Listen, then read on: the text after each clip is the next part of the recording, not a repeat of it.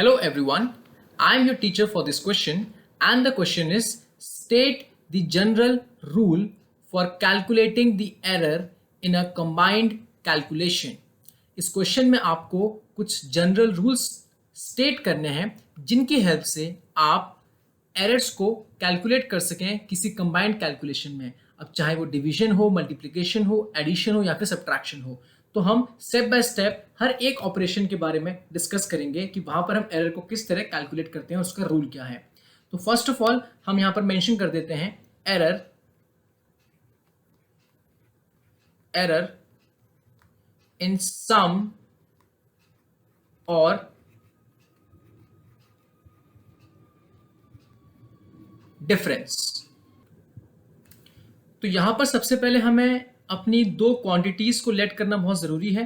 तो मान लीजिए मेरे पास एक क्वांटिटी है ए, तो उसकी मेजर्ड वैल्यू क्या होगी? Measured value of A will be A plus minus delta A. यहां पर डेल्टा ए रिप्रेजेंट कर रहा है आपका एब्सोल्यूट एरर। एंड सिमिलरली अगर हम बात करें मेजर्ड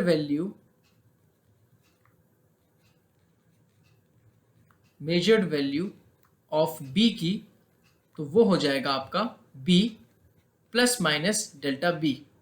तो यहां पर अगर आप इन दो नंबर्स को आपस में ऐड भी करते हैं या इनको सब्ट्रैक्ट भी करते हैं, according to the general rule जो एब्सोल्यूट एरर्स होते हैं आपके, that is the delta Z, जो कि रिजल्ट होगा, दैट सेज कि एब्सोल्यूट एरर्स को हमेशा ऐड किया जाता है।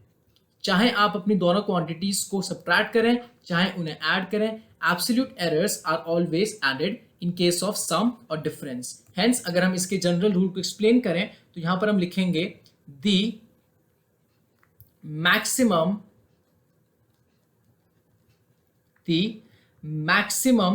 Error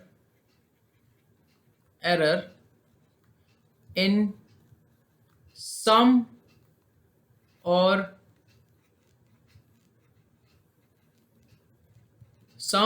or difference of two quantities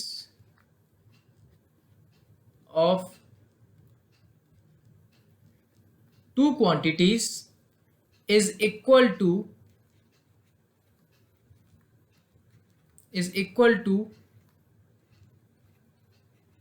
the sum of absolute error। Absolute error यानी कि हमेशा हम लोग एब्सोल्यूट एरर्स को ऐड ही करते हैं इन case of sum or difference. अब नेक्स्ट हम लोग बात करेंगे डिवीजन की या फिर मल्टीप्लिकेशन की। तो यहां पर लिख देते हैं एरर इन डिवीजन और multiplication.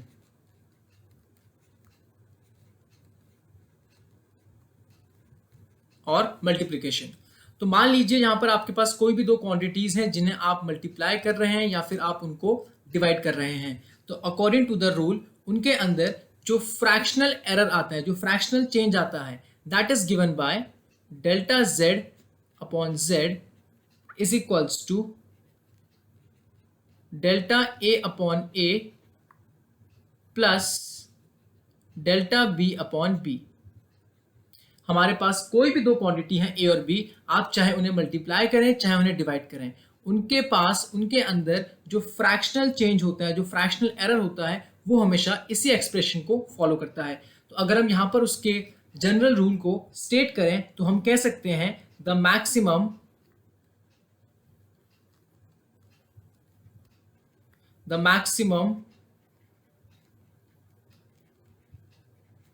fractional error is equal to the sum of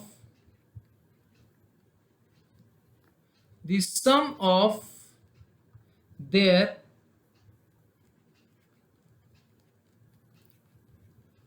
individual fractional errors।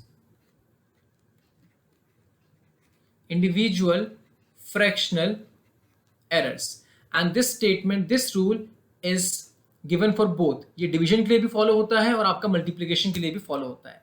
अब इसके बाद हम बात करेंगे error in power of a quantity और उसके रूल को स्टेट करेंगे.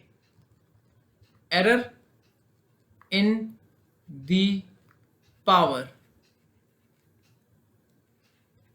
Of a quantity.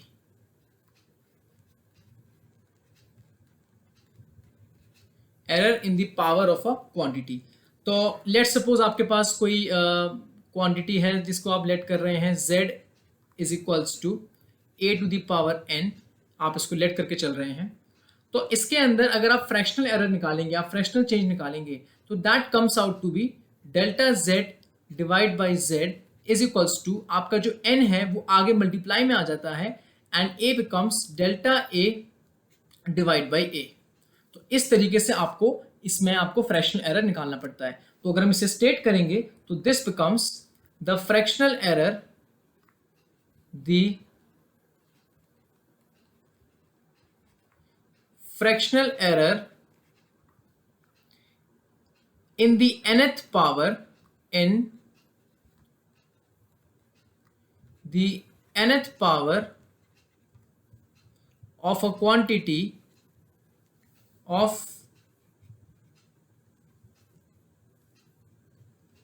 a quantity is n times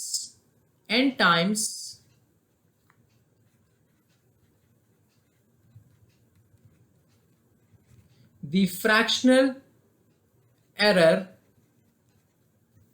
in that quantity, in that quantity. तो यहां पर हमने एडिशन, डिफरेंस, मल्टीप्लिकेशन, डिवीजन और पावर्स तक के हर किसी स्टेटमेंट को हमने यहां पर एक्सप्लेन करा है और रूल को डिफाइन करा है. Hence the above explanation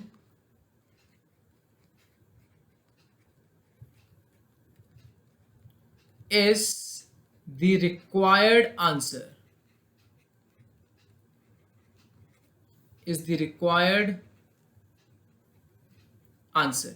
I hope you understood the explanation. Thank you.